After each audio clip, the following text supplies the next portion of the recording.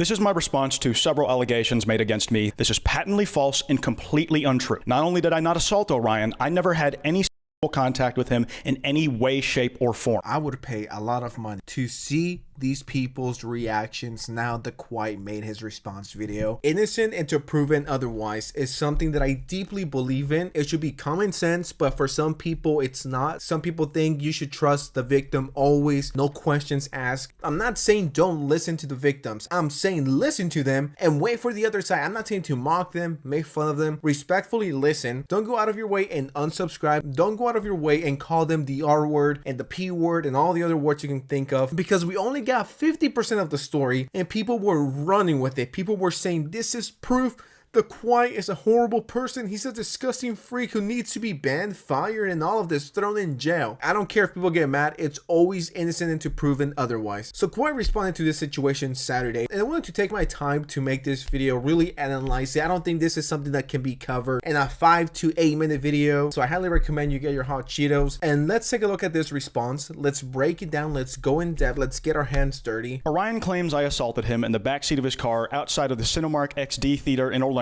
Orion alleged that mid-intercourse, I didn't listen to him when he said that I was hurting him, and when he told me to stop, I apparently didn't until some time after he had asked. And that all the way through the act, I was continuously telling him, this is what you wanted. This is entirely false on multiple levels, and I have no idea why Orion would this egregiously and ridiculously fabricate a crime of this magnitude. This clip is of Orion describing the same day the assault allegedly took place in a video 4.5 years ago. Cut to February, where we met up for the second time.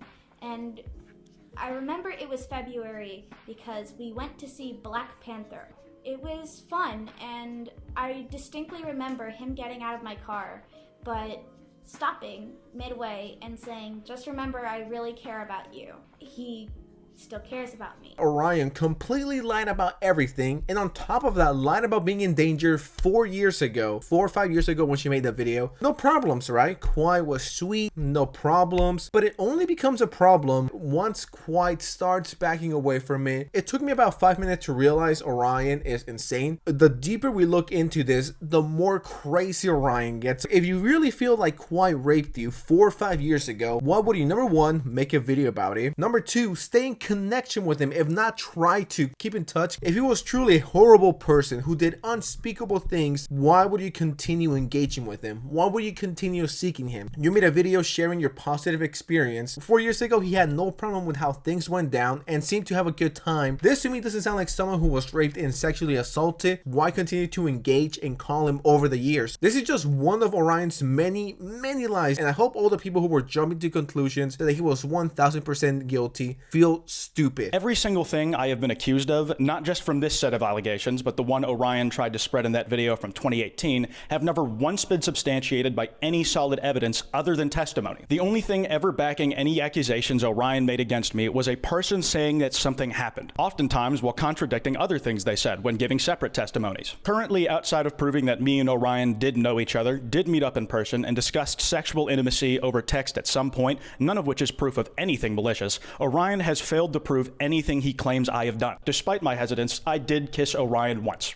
That's it. That's all we ever did. Immediately after, I was feeling weird about it. I wasn't exactly enthusiastic about the event in the first place, and I didn't want to go any further with it, so we did. This right here is the first example of many of Orion actually being a shitty, pushy person, and later one would come to find out that she was in a way peer pressuring. Why? When you kiss someone and they're not comfortable by it, you were too pushy, when the other person wasn't completely consenting, you feel weird. You can definitely read the room. You could be like, that was probably not the best idea. And honestly, Orion gives the vibes of, yo, where my hug at? Just the most unlikable person, the type of person that no one wants to hang around with. And overall, they're just unlikable people. It's no wonder why Orion's parents apparently hit him, because at this point, if she lied about being raped and sexually assaulted, what else is he lying about? Orion is a liar who shouldn't be trusted one bit. Orion has claimed multiple times that her parents were this phobic, that phobic, abuser, but can you really trust her? If I was Kwite, I will take Orion to court and I will take everything that person has. You're being labeled as the worst of the worst. The only thing that could top that is a pedophile. And that tweet had millions of views. People like Orion shouldn't be able to get away with it. People who fake allegations should be thrown in jail. I'm not even kidding. You almost ruined a person's life. What would have happened if Kwite would have committed suicide because of Orion? He texted me a brand new proposal saying, if you pay for snacks, I will smooch you. You don't want that now, do you? And yeah, quite frankly, I didn't want that. This is a lighthearted text exchange, so I'm not going to send in all caps, I do not consent or something like that, but I try to communicate that I don't want to in a relatively playful but straightforward way. I'll pay for them and dodge your affection. And even at that point, Orion still wasn't taking no for an answer. He doubled down and said he was going to smooch me anyways. Nah, you can't dodge the smooch. It will find you and it will smooch when you least expect it. There is no dodging, only smooch. Maybe he meant that playfully, but I didn't respond to it because I was uncomfortable with the way he was talking to me. I'd said my piece on how I felt about buying the snacks as well as getting kissed, and he just kept going. Another time, on October 28th, 2017, Orion tried calling me, and when I didn't pick up, he said this: I know you're online, fuck you. If you don't pick up, I'm gonna fuck you. I'm pretty explicit when I say in response, don't fuck me, and then I'm busy. Busy being an e-thought, okay? I will fuck you. You didn't pick up, I don't make the rules. This was how Orion would joke towards me being busy or denying them things fairly regularly. Well, in this instance, it was me who admitted having feelings for and wanting to become closer in a romantic way with Orion. At no point did we ever do anything sexually intimate outside of sending flirtatious messages within that time frame and outside of it. And it was also me who called off taking our friendship to that next level of intimacy because I was, again, the one getting cold feet from my nerves around the situation. Kwite clearly had a crush on Orion, but according to Kwite, nothing ever went down. All of this didn't go beyond a few funny, maybe you could qualify as sexy DMs on Twitter, Discord, whatever. It didn't go beyond that. They were just flirting back and forth when Kwite clearly wasn't that into it. He didn't want that. And no wonder why he pushed you off his life. You're annoying as shit. Orion was always the one pushing for sex. Orion was always the one who wanted it. Even though Kwite said multiple times he didn't want it and he wasn't ready for that. It shocks me that people believed Orion. My apprehension when it comes to sexual contact is not limited to Orion. Not only did I never have sex with him,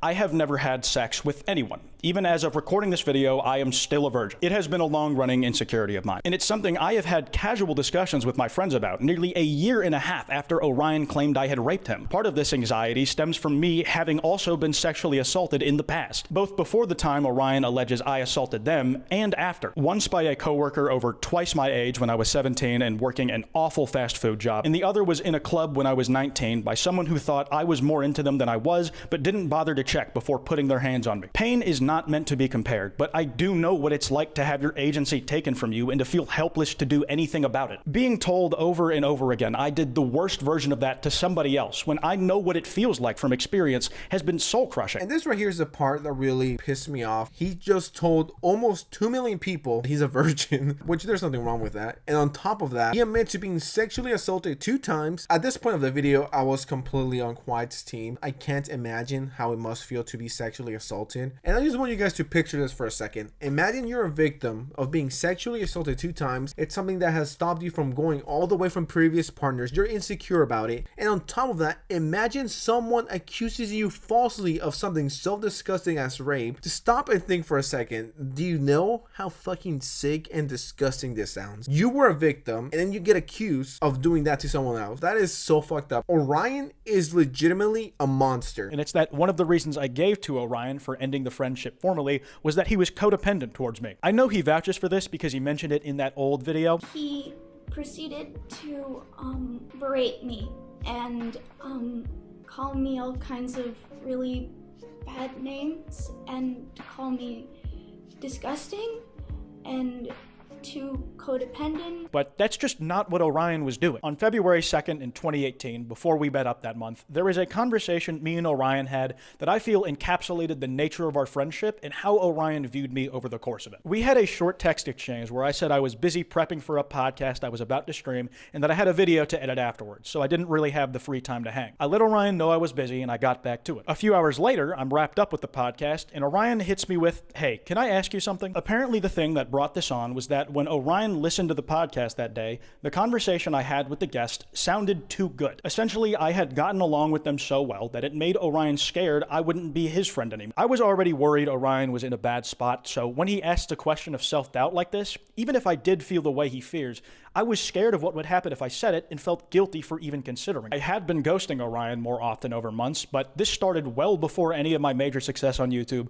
all the way back in November 2017. But with Orion, our friendship had been marked in my mind by trauma and intense emotions, me stressing over if he'll be okay over all sorts of things that I can't do anything but worry about, and always trying to be there for him, even when it never felt like what I did was enough, because nothing ever changed. Little things Orion had done stacking up over time that made me less eager to talk to him, and just general anxiety over how our conversations usually went. It becomes very clear to me around this time that Orion is someone who's extremely needy, is someone who's extremely needy of other people's help and support. And that's fine, but not when the other person who you're trauma dumping on every single day is also going through his struggles. And here we have the reason why I think she did this. She's been salty about this since 2017, 2018, 2019. He's salty that Kwite moved on, and rightfully so. No one deserves to be in a toxic friendship like this. No wonder Kwite moved on. And this just screams saltiness and bitterness. Kwite moved on, left me behind, stopped talking to me. I'm gonna fuck up his life. I'm gonna ruin his career. This is something that happened 5 years ago, over 5 years ago, and Orion is still salty and thinking about it. Kwite is living rent free, and absolutely no one should be obligated to be around someone like that, especially if you're in Kwite's situation when you're already struggling with your own depression, your own problems, your own anxieties, your own trauma. On top of that, you gotta deal with someone else's problems. That shit's gonna drive you crazy. You can only take so much negativity every single day. Just because you're a sad, pathetic, miserable loser doesn't mean I have to be as well. I do feel bad for Kwite and everything he went through. And before we go, I just want to touch on something that I really appreciated, is the fact that he publicly apologized to Slazo. A lot of people have brought up the Slazo situation from back in 2019 during this whole thing, saying that it's ironic I was part of pushing those allegations and now I'm suffering my own, like it's karma coming around. And I mean, on some level, I can't really say they're wrong. I don't mean in the idea that I knew the allegations were always fake and I was trying to use them to end his career. I did not do that, and I never would knowingly. I'm not certain where the idea of me being malicious in that situation first came from, but with hindsight, it's a lot easier to see how careless and irresponsible I was being. It's because I saw Slazo as a friend that how I handled those allegations wasn't good enough. I failed him as a friend by believing what I saw wholesale and not doing the bare minimum of what he deserved, by not even waiting for him to give his side before making a judgment. An event that has now echoed itself in my life. I have felt guilty that he suffered like that, at least in part because of my negligence ever since, and now I can directly relate to him after going through all this shit. I feel like I owe that guy a third apology, and still nothing I do will make up entirely for what I helped put him through. I'm glad he can see how shitty that was, and that's all you can do, and that's all you can ask for. I want to end this video by saying, number one, subscribe and like, and we'll really appreciate it. We're trying to end the year with 400,000 subscribers, and on top of that, next month when new accusations drop against anyone, keep the Kwite situation in mind, keep the pyrocynical situation in mind, and stay neutral.